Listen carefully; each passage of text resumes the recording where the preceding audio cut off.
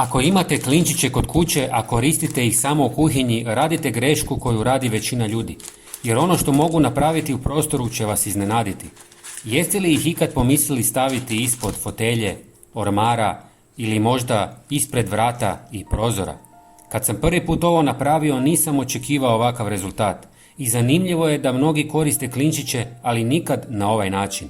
Zato ostanite do kraja jer ću vam pokazati kako to napraviti i zašto to zapravo djeluje. Za početak vam treba 2 žlice klinčića. Možete ih i ostaviti cijele, ali puno bolji efekt dobit ćete ako ih lagano zdrobite ili sameljete.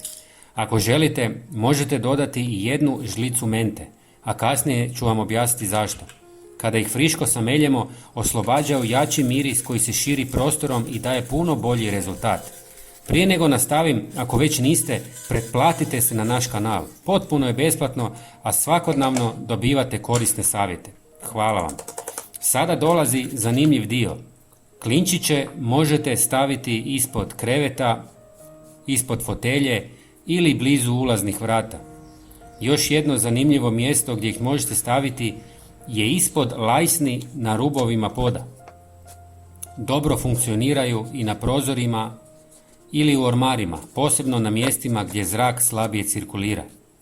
Ako ne želite da budu razbacani, stavite ih u tanku foliju i napravite male rupice.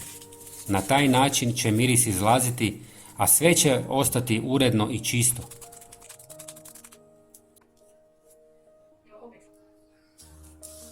Postoji još jedan način koji daje još jači efekt. U 300 ml vruće vode dodajte ovu mješavinu i ostavite nekoliko sati da odstoji. Nakon toga procijedite tekućinu, dodajte 200 ml octa i ulijte u bočicu sa raspršivačem. Dobit ćete prirodnu otopinu koju možete koristiti na raznim mjestima u kući.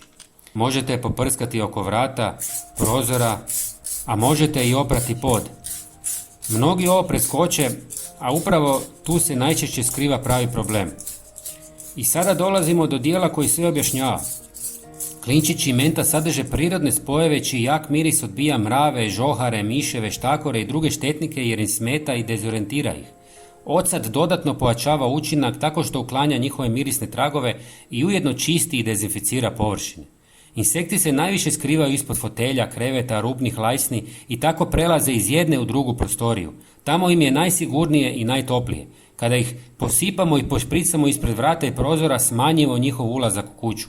Zato ovaj trik djeluje tiho, ali učinkovito. I što ga dulje koristite, rezultat je bolji. Na kraju, napišite mi u komentarima odakle ste, kako bih vam zahvalio što ste pogledali video do kraja.